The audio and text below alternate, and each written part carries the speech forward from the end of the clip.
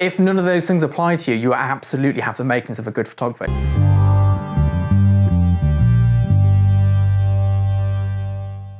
Welcome back to my absolutely freezing office. It is so cold today that I've even gone for a hoodie. We've had the heaters on for a bit, but frostbite is setting on, so I'm going to make this brief. Today's video is a bit of a touchy subject again, but I feel that these things are really important to cover, and that is when to call it a day, when to quit photography. And this isn't talking about when to quit doing it as a hobby. If it's your hobby and you're not relying on it for an income, do not quit. It is great. However, if this is what you're trying to make your career, your profession, the main source of income, there are certain times when you just have to go, this isn't working, I need to go and get a different job. And that is fine. That is no slight on the person, that is no slight on their efforts. It is simply that this career is not for everybody. And I want to sort of impart some information onto you and give you some sort of feedback based on a recent one-to-one client I had. And I've discussed with them talking about this. I've agreed not to say their name or show their work, but hopefully I can help you in the way that I helped them. And they've now realized that this just isn't the career for them. They gave it a decade and it didn't work out. I'm going to talk about the three main things that meant that it wasn't ever going to work for them, and that really it just wasn't the right career path for them, which is also fine. This is no judgment. Now, the first one is taste. If you go onto websites like Model Mayhem, Purple Port, F-Stoppers, Petapixel, there is a genre of photography that exists in there that has no place in the professional world. It only exists amongst photographers. Those of you who are into music, you know there's certain bands and musicians that only musicians listen to. It's that sort of thing. There's Facebook groups as well as the product photography one, and the product photography on there, and the drink photography has no real commercial viability to it. It is the wrong thing. It is fine, it is great, and if you enjoy making it and taking it and all that stuff, fill your boots. But if you want to be a professional, that is not the place to look.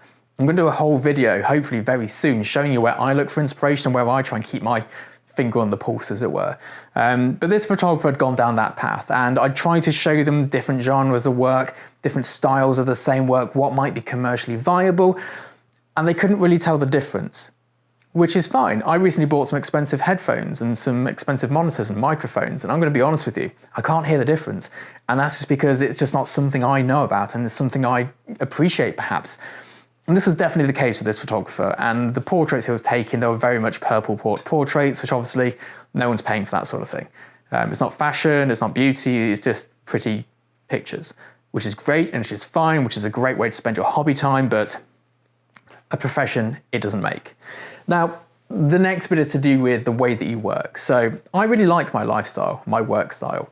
I get to come and hang out here in my studio, in my office, or in the main studio bit. I get to build stuff, break stuff, knock things together, throw liquids everywhere, create chaos, create mess, hang out with my cat all day, drink nice coffee all day, watch documentaries, look at beautiful photographs all day. It's a pretty good deal for me.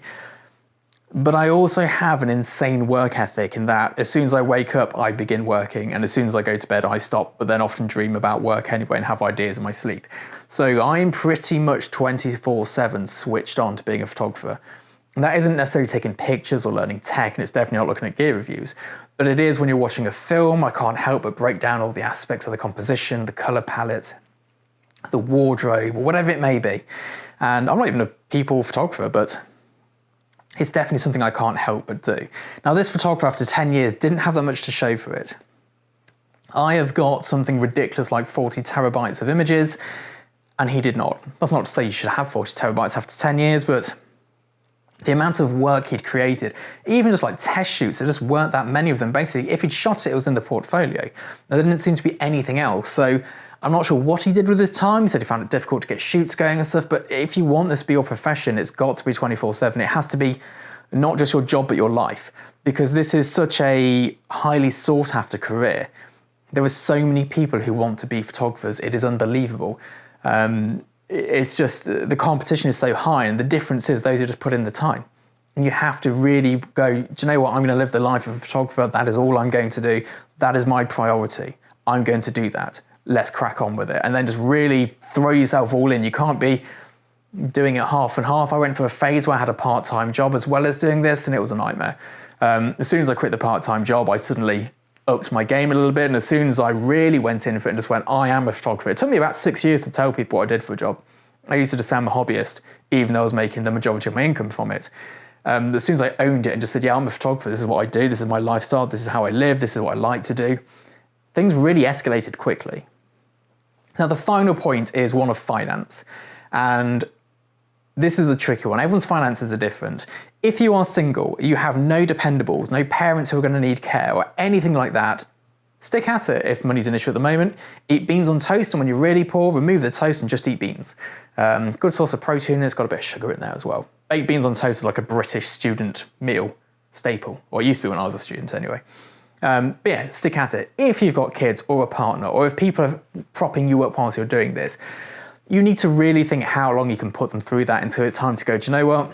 I need to get a different job because I need to make money, and photography is going to have to be a hobby. That's just the way it's going to be. And I think it's really important to see that, because I've seen people get themselves into right states, leasing equipment, hire purchase, finance, credit cards, debt.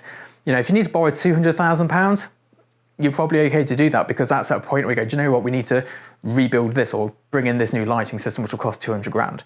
If you need to borrow 1 grand, 2 grand, 5 grand, 10 grand, you're probably not in the right place. That's not really an amount of money I feel it's worth borrowing in order to start a career. I think if you're going to borrow money, borrow big if you need to. Obviously, like for myself, I don't need to borrow 200 grand. That'd be a pointless exercise. There'd be no return on that. But if you're getting yourself into financial difficulty for this, you need to reassess both what you do, how you do it, and if it's really required. Now, obviously, this is a bit of a doom and gloom video, so I don't want to leave you on a negative note. The positive of this is this. If none of those things apply to you, you absolutely have the makings of a good photographer. If you understand what good work looks like and where you can see it and what you should be looking for. If you have that mentality where all you can do and all you can think about is photography, and I'm not talking about cameras. If all you can do all day is look at camera reviews and research cameras and watch camera review videos, you're not going to be a professional photographer, but it's interested in the art, watching documentaries about art, watching documentaries about anything, and viewing them in a different way and appreciating them. And then if you have that option to either be financially reckless because you're by yourself, or you're financially stable already so you can do it, then absolutely go for it, and you will more than likely look out. I hope you've enjoyed this video. I'll see you all next time. Bye-bye.